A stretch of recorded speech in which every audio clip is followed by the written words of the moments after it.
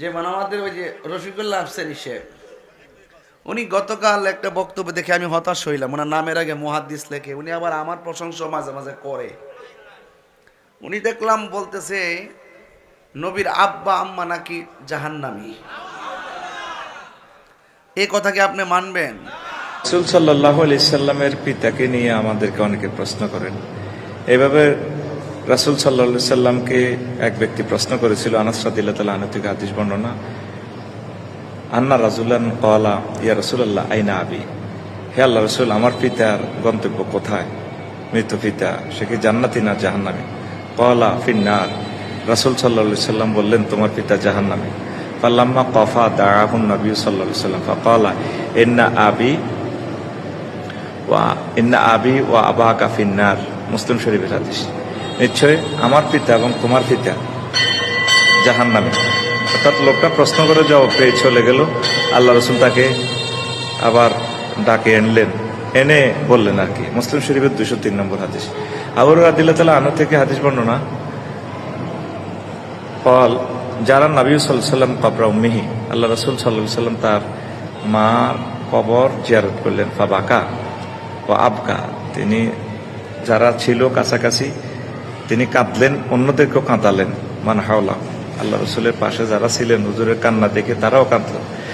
ফকাল, এরপর আল্লাহ রসুল সাল্লাল্লাহু আলাইহি সাল্লাম ওয়াজ করলেন এভাবে, আস্তাজানতু রব্বি ফি আন আস্তাগফিরা লাহা, আমি প্রভুর কাছে দরখাস্ত করেছি যাতে আমার আম্মার জন্য ক্ষমা প্রার্থনা করতে পারি। ফালাম ইউজানলি, আমাকে ক্ষমা প্রার্থনা করার জন্য অনুমতি দেননি আল্লাহ জাল্লা শানু। ওয়াস্তাজানতুহু ফি আন আজুরা কাবরাহা, তবে আল্লাহ জাল্লা শানু আমার আম্মার কবর জিয়ারত করার জন্য অনুমতি দিয়েছেন। ফাউজিন আলী ফাজুরুল কবুরা ফাইন্নাহা তুজাক্কিরুল মাউতা। আল্লাহ রসুল সাল্লাল্লাহু আলাইহি সাল্লাম বলছেন, তোমরা তোমাদের মৃত ব্যক্তিদের কবর জিয়ারত করো, এটা মৃত্যুকে স্মরণ করাইয়া দিবে। এটাও মুসলিম শরীফের হাদিস, আবু দাউদের হাদিস, নাসাই, ইবনে মাজাহ, হাকিম, তারগিব, মিশকাতুল মাসাবি হাদিস। আমাদের সমাজে যেভাবে চলমান, রাসূল সাল্লাল্লাহু আলাইহি সাল্লামের পিতামাতা জান্নাতি, তারা হানিফ সম্প্রদায়ের লোক, এগুলা বলা যাবে না, বুঝছেন?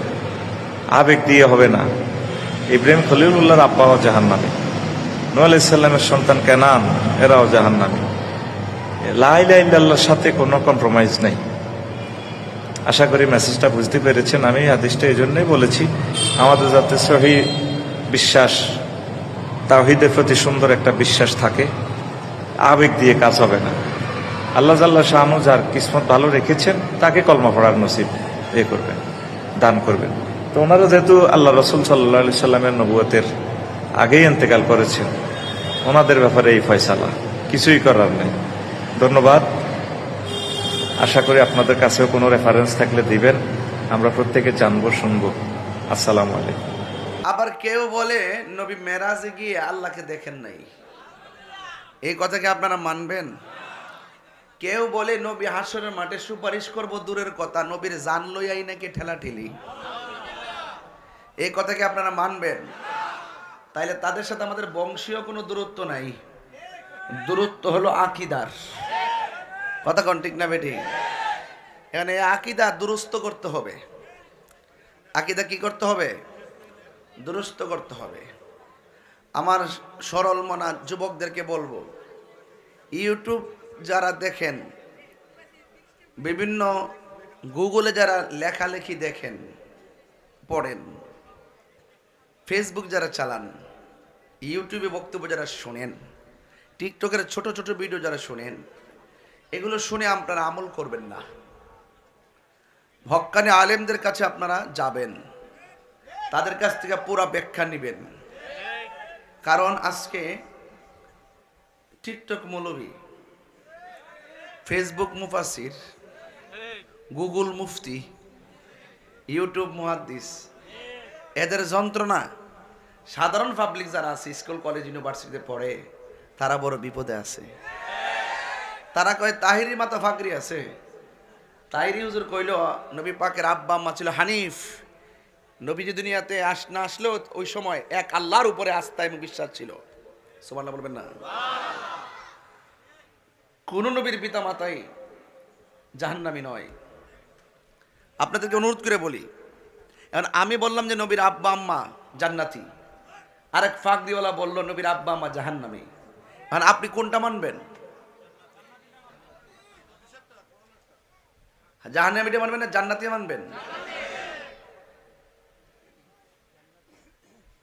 তা আপনাদেরকে অনুরোধ করে বলবো, পায়ে হাত দিয়ে বলবো, আপনারা ওই ছোট ছোট বক্তব্য শুনে বিশ্বাস করেন না। নবী আছে না আমাদের দাম আছে, নবী আছে রোজার দাম আছে, নবী আছে হজের দাম আছে, নবী আছে জাকাতের দাম আছে। ওই দিন আমি দক্ষিণ গ্রাম নি, উত্তর গ্রাম, আর আজকা ফেস লাগে আর কি। তাহলে এটা হইল দক্ষিণ গ্রাম। আচ্ছা, ওই দিন আমার হাতটা লড়াইতাম পারছি না, আজকে আমি হাতটা লড়াইতাম পারি ইনশাল্লাহ। মানে শরীরটা লড়াইতে পারতাছি। ভালো করার মালিক কেডা? এক সপ্তাহ আগে খারাপ করছিল কেডা? এই জন্য সুখ এবং দুঃখের মালিক।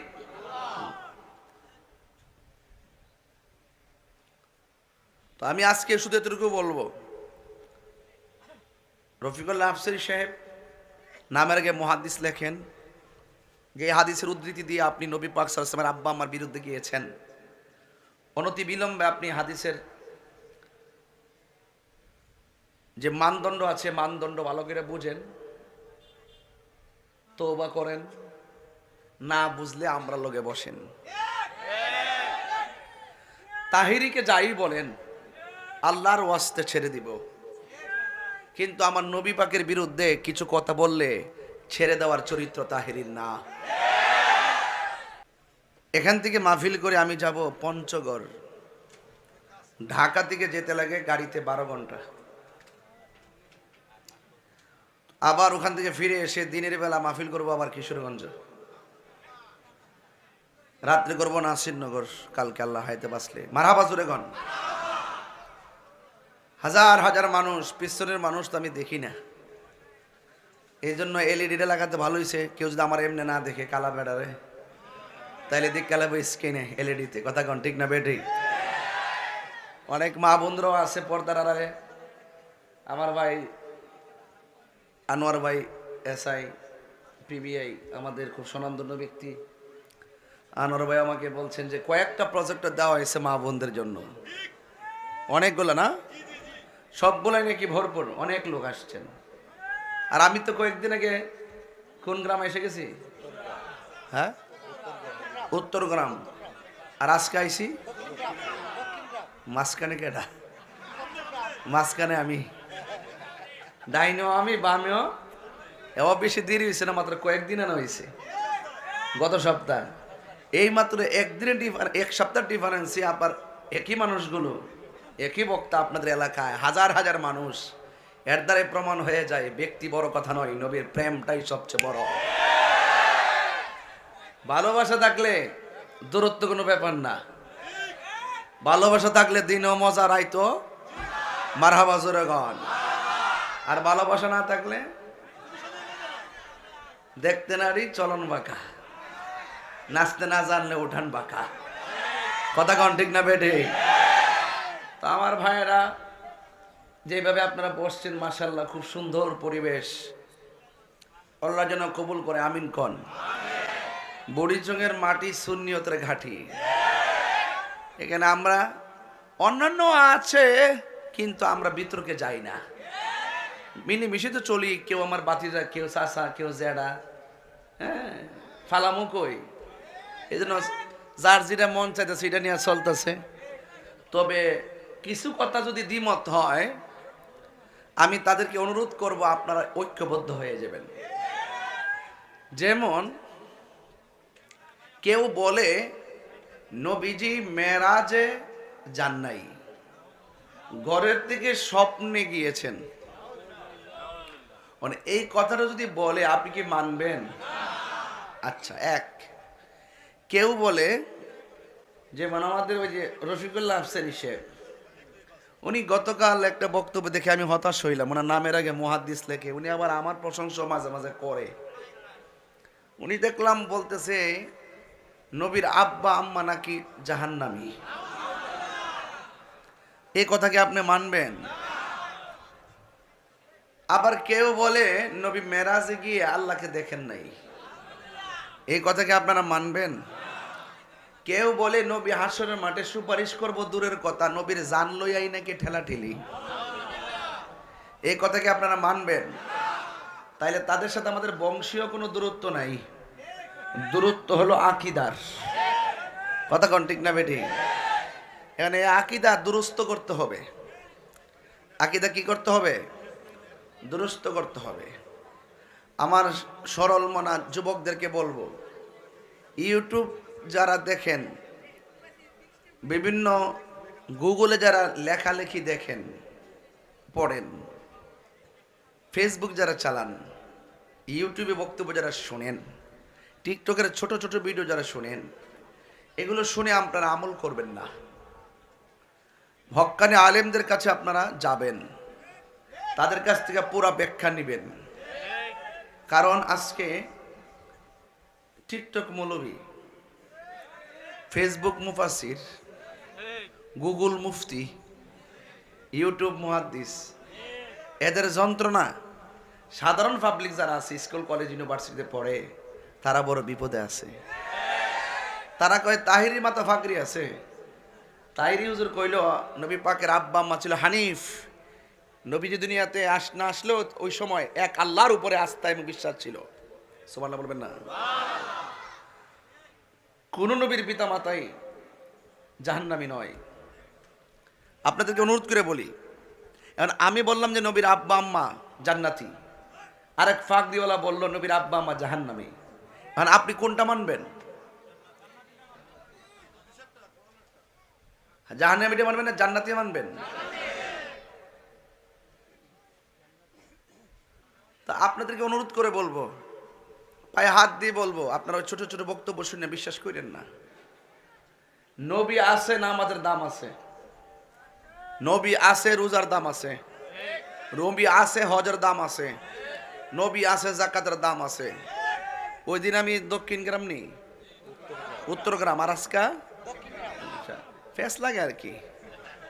তাহলে এটা হইল দক্ষিণ গ্রাম। আচ্ছা, ওই দিন আমার হাতটা লড়াইতাম পারছি না, আজকে আমি হাতটা লড়াইতাম পারি ইনশাল্লাহ। মানে শরীরটা লড়াইতাম পারতাছি। ভালো করার মালিক কেডা?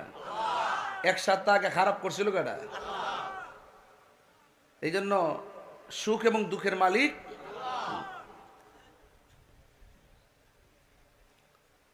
তো আমি আজকে শুধু এতটুকু বলবো, রফিকুল্লাহ আফসারী সাহেব নামের আগে মুহাদ্দিস লেখেন, যে হাদিসের উদ্ধৃতি দিয়ে আপনি নবী পাক সাল্লাল্লাহু আলাইহি ওয়াসাল্লামের আব্বা আম্মার বিরুদ্ধে গিয়েছেন। অনতি বিলম্বে আপনি হাদিসের যে মানদণ্ড আছে, মানদণ্ড ভালো করে বুঝেন, তওবা করেন, না বুঝলে আমরা লগে বসেন।